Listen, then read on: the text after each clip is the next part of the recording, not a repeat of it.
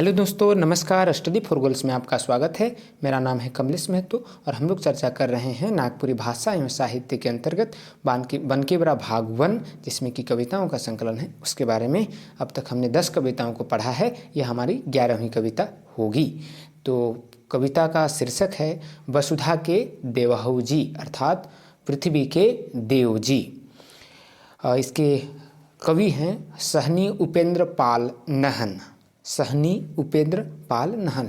ये जो कविता है, इस कविता में कवि सहनी उपेंद्र पाल नहन एक तरीके से देखें तो बरसात या बारिश के लिए प्रार्थना करते हैं और ये भी बताते हैं कि कैसे बारिश नहीं होने की वजह से पृथ्वी के जीव जंतु और तमाम कृषक समाज का इस पर क्या प्रभाव पड़ता है, साथ ही उसके होने से कैसे पर्व त्योहारों पर असर पड़ता है और इस लोक में रहने वाले जीवों पर क्या असर पड़ता है, उस पर ये पूरी कविता है। और एक तरीके से हम देखें तो इसमें वर्षा होने के लिए प्रार्थना की गई है और वर्षा को एक तरीके से वंदन की गई है। वर्षा की जो महत्ता है हमारे जीवन में और कृषक समाज में या फिर अन्य जीव जो है इस वसुधा में, इस पृथ्वी में, उनके जीवन में क्या प्रभाव पड़ता है, उस पर यह कविता है। जैसा कि शीर्षक है वसुधा के देव जी, देवहू जी, मतलब ये वर्षा को एक तरीके से इस कविता में वसुधा का अर्थात पृथ्वी का देव के रूप में उद्धृत किया गया है, चित्रित किया गया है, उल्लेखित किया गया है ना। चलिए हम लोग पंक्ति दर पंक्ति इस कविता को समझने का प्रयास करते हैं।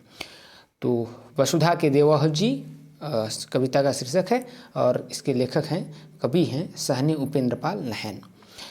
निरखी बदरी कारी कहत कृषक नारी, प्रेमानंदे माकुल करत बंदन, नमो साम धन वसुधा के देवहू जीवन। कवि प्रस्तुत पद्यांश में कहते हैं कि पूरा कृषक समाज इस निरखी बदरी अर्थात बादल रहित जो आकाश है उस पर अपना प्रेम और अपनी आत्मा से कहें या फिर पूरा मगन होकर वंदन करते हैं। किस लिए कि नमो साम धन वसुधा के देवहू जीवन। हे वर्षादेव या फिर कह सकते हैं, हाँ वर्षादेव, आप इस वसुधा को जीवन दीजिए, अर्थात बारिश लाइए या फिर बरसात दीजिए। एक तरीके से यहाँ देखें तो जो वर्षा के देव हैं इंद्र को भी इसमें शामिल किया गया और उनसे प्रार्थना की जा रही है कि आप पृथ्वी के जीवों पर दया कीजिए, पृथ्वी के जीवों को रक्षा कीजिए, उनका जीवन दीजिए, बरसात कीजिए। इसीलिए पूरा कृषक नारी, यहाँ पूरे कृषक जो समाज है, कृषक जो लोग हैं, उनकी बात कही गई है। वे क्या कर रहे हैं, प्रेमानंदे मतलब पूरी प्रेम में मगन होकर, मगन होकर वंदन करते हैं, प्रार्थना करते हैं कि नमो साम धन, एक संबोधन है कि वसुधा के देवहू जीवन, इस पृथ्वी को जीवन दीजिए, प्राण दीजिए, क्योंकि बरसात के बगैर तो ये प्राणहीन हो जाएगा, है ना। ये है दूसरी पंक्ति, देखिए। बाप तो हर सिंधु चंचला के प्रिय बंधु, गगन बिहारी अहो पवन बाहन, नमो साम धन वसुधा के। और फिर बरसात को कहते हैं कि तुम्हारे जो बाप हैं वो सिंधु हैं और चंचला तुम्हारे प्रिय बंधु है, गगन बिहारी अहो पवन वाहन, नमो साम धन। तो हे वर्षा, हे इंद्र, आप कुछ ऐसा चमत्कार कीजिए कि हवाएं बहने लगे, बादल बन जाए, है ना। गगन बिहारी कहते हैं, गगन बिहारी, गगन में विहार करने वाला, विचरण करने वाला अर्थात बादल। तो अहो पावन बहन कि इस तरीके से हवाएं चलने लग जाए कि बरसात हो जाए, वर्षा हो जाए और फिर यहाँ रहने वाले जीवों को क्या मिल जाए, रक्षा मिल जाए, मतलब कि एक जीवन मिल जाए, ऐसा। तो बाप तो हर सिंधु, मतलब सिंधु को यहाँ थोड़ा सा प्रतीकात्मक रूप में कहा गया है कि सिंधु जो है, सिंधु हमेशा से भारत में एक पवित्र नदी रही है, एक विशालता का परिचायक है। तो इसलिए कह रहे कि जो वर्षा है, तुम्हारा वर्षा का स्रोत कहाँ है, तो सिंधु है। सिंधु नदी से ही ऐसा माना जाता है कि वाष्पित होती हैं जल के कण और वो बादल बन के फिर बरसात होती हैं और चंचला अर्थात हवा को क्यों कहा गया बंधु? क्योंकि वही सहारा देती है, वही बादल बनने की प्रक्रिया में शामिल होते, इसलिए कह रहा है कि बाप तो हर सिंधु चंचला के प्रिय बंधु, गगन बिहारी अहो पावन बहान, नमो सामधन वसुधा के। तो इस तरीके से आप बादल बनाइए और वर्षा के बूंदों के रूप में पृथ्वी में उसको अवतरित कीजिए। इसीलिए ये पंक्ति में कुल मिला के ये भावार्थ है। अगली पंक्ति देखिए, पपीहा प्यासकारी कृषक संतापहारी, मेंजूर मेंजूरी बेंग आनंद कारण, नमो सामधन वसुधा के। अब इस पंक्ति में देखिए कि बारिश न होने की वजह से क्या है पृथ्वी का हाल।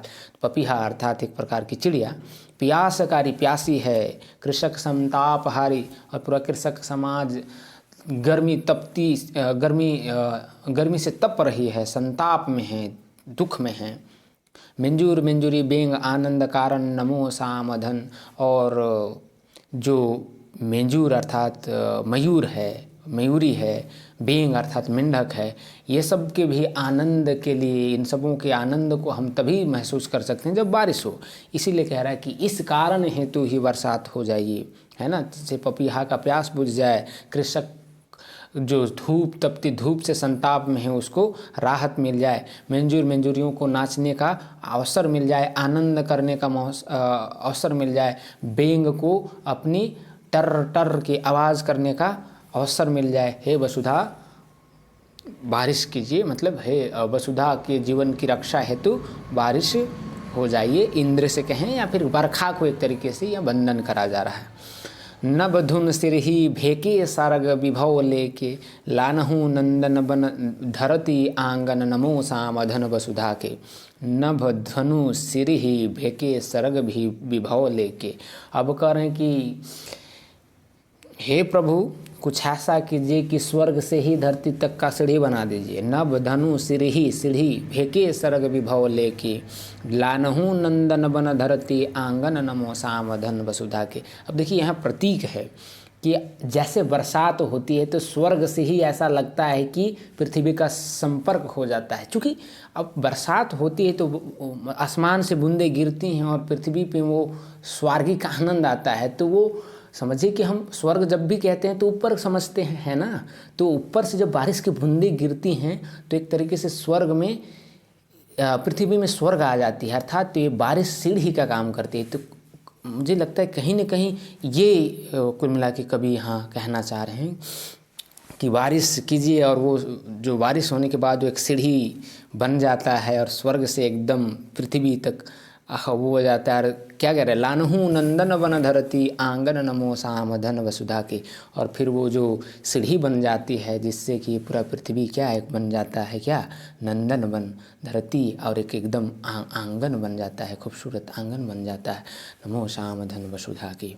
कवि कुल चूड़ामणि यक्ष, अगली पंक्ति है, कवि कुल चूड़ामणि यक्ष दूत तो के भनी मंदाक्रांता छंदे रचे काव्य रत्न, नमो सामधन वसुधा के।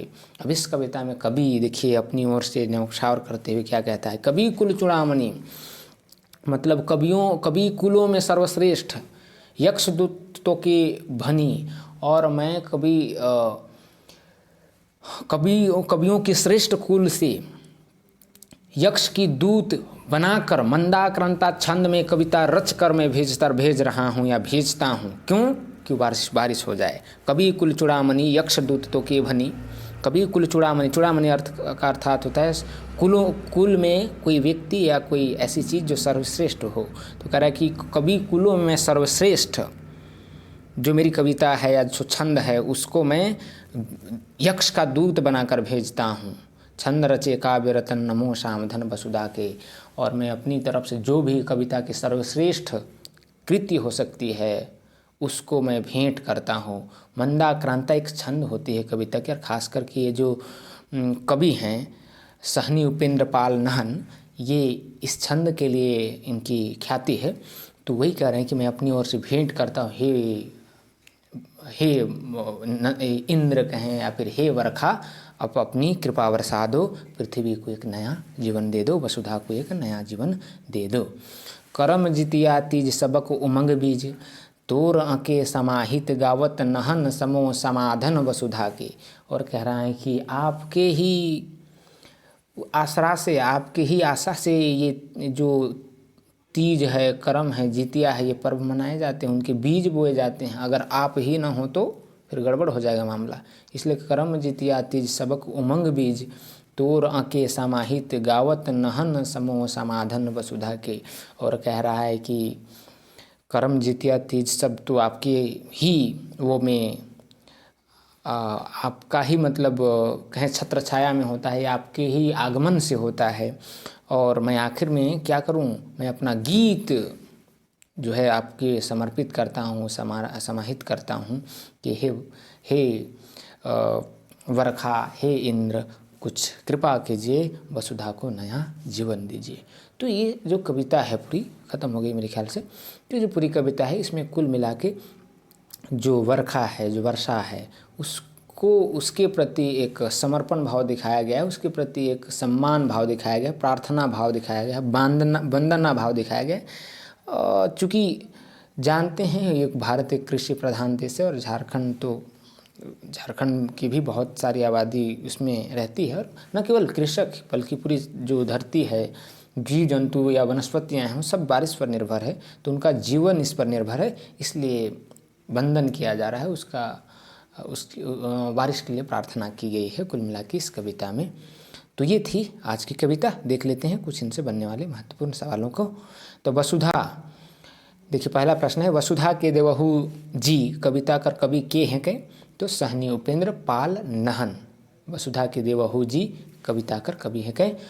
कविता में वसुधा कर देव के कहल गेलक है? तो बरखा के, है ना, कि वसुधा कर देव कौन है भाई? बरखा होगी तभी तो, सांकेतिक रूप से तो यहाँ बरखा को ही वसुधा अर्थात पृथ्वी का देव कहा गया।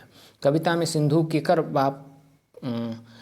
बाप कहल गेलक है? सिंधु के केकर बाप कहल गेलक है? तो बरखा कर, है ना, बरखा को सिंधु का बाप कहा गया है। कविता में चंचला के कहल गेलक है? हवा के। वसुधा के देवहू जी कविता में कौन कौन पर्व कर वर्णन करल गेलक है? तो करम जितिया और तीज कर, करम जितिया और तीज कर।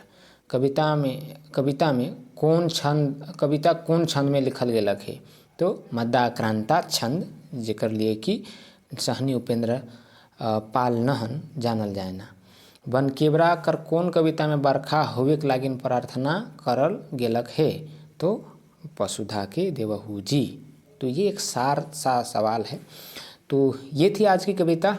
आपकी टिप्पणी और प्रतिक्रियाएं अपेक्षित है। वीडियो देखने के लिए धन्यवाद। हम मिलते हैं अगली वीडियो में। धन्यवाद।